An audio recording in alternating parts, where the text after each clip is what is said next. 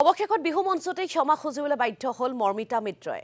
New Goalpara Bihu ফিল্ডত শুকুৰবাৰে নিশা সংগীত অনুষ্ঠান পৰিৱেশন কৰিছিল বিতৰ্কিত মৰ্মিতা মিত্ৰই। ৰাজহুৱাভাৱে ককৰ্থনাৰ সন্মুখীন হোৱাৰ পিছতে অসমবাসীৰ ওচৰত ক্ষমা খুজিলে বংগ কন্যাই। ৰঙালী বিহুত ককৰ্থনাৰ সন্মুখীন হোৱাৰ বাবে দুখ পাইছে হেনো বংগৰ জীয়ৰী মৰ্মিতা মিত্ৰই। কিন্তু মাত্ৰ এটা গানৰ দোহাই দি ক্ষমা খুজিলে মৰ্মিতা মিত্ৰই।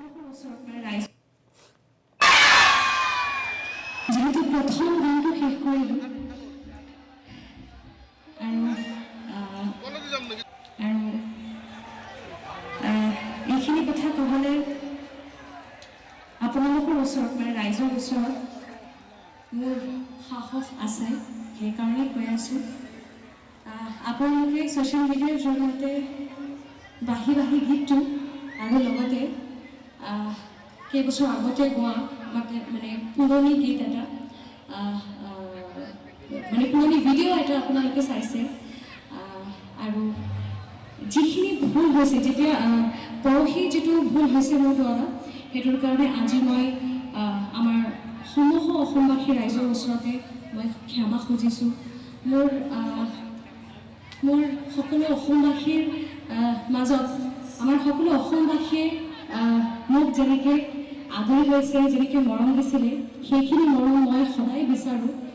লগতে আমাৰ পানী বৰঠাকুৰ বাই মোক বহুত মৰমেৰে মোক কৈছে, গৰিমা বৌয়ে বহুত মৰমেৰে কৈছে, আৰু এইটোৱে কৈছে যে জুবিনদাৰ গানবোৰ আমাৰ শুদ্ধকৈ আগুৱাই লৈ যাব লাগে, সংৰক্ষণ কৰিব লাগে। আৰু যিহেতু মই অসমতে জন্মগ্ৰহণ কৰা নাই, সেইকাৰণে মোৰ মাতৃভাষাটো আৰু মোৰ মানে একচেণ্টটো ক'বলৈ অকণমান প্ৰব্লেম হয়। কিন্তু তথাপিও মই শিকিবলৈ চেষ্টা কৰি আছোঁ। যিহেতু জন্মগত নহয়, সেইকাৰণে মোৰ বহুত প্ৰব্লেম হৈ থাকে। তথাপিও মোৰ মিউজিকেল টিমৰ সকলো মেম্বাৰ্ছ, আমাৰ সকলো অসমীয়া মানুহ লৈ পেলাই মই পৰিয়ালটো চলাই থাকোঁ।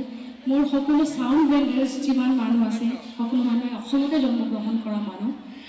যদি কোনোবাই ভুল বাতৰি আপোনালোকে তাতে প্ৰচাৰ কৰিছে যে মোৰ চাউণ্ড বাহিৰৰ পৰা, মোৰ চাউণ্ডৰ মানুহ বাহিৰৰ পৰা, মোৰ মিউজিচিয়ানছ মানুহ বাহিৰৰ পৰা, তেতিয়াহ'লে মই আজি মঞ্চত আমাৰ ৰাইজৰ ওচৰতে থিয় হৈ কথাখিনি কৈ আছোঁ। মোৰ সকলো মানুহ অসমৰ মানুহে, আৰু এই মানুহেই মোক অসমীয়া ভাষাটো শিকাইছে। এই মানুহৰ লগতে থাকি কিনে মই কথা পাতি কিনে অকণমান অসমীয়াটো শিকিবলৈ চেষ্টা কৰিছোঁ, আৰু শিকি আছোঁ এতিয়ালৈকে। গতিকে অসমীয়া ৰাইজলৈ, আমাৰ অসমবাসী ৰাইজলৈ আৰু আমাৰ আজিৰ ৰাইজলৈ সদায় মোৰ এইটোৱে প্ৰাৰ্থনা থাকিব যে মোৰ যদি কিবা ভুল হয় আপোনালোকে শুধৰাই দিব, কিন্তু বঙালী বুলি মোক বেয়া নাপাব। এইটো বহুত মনত দুখ।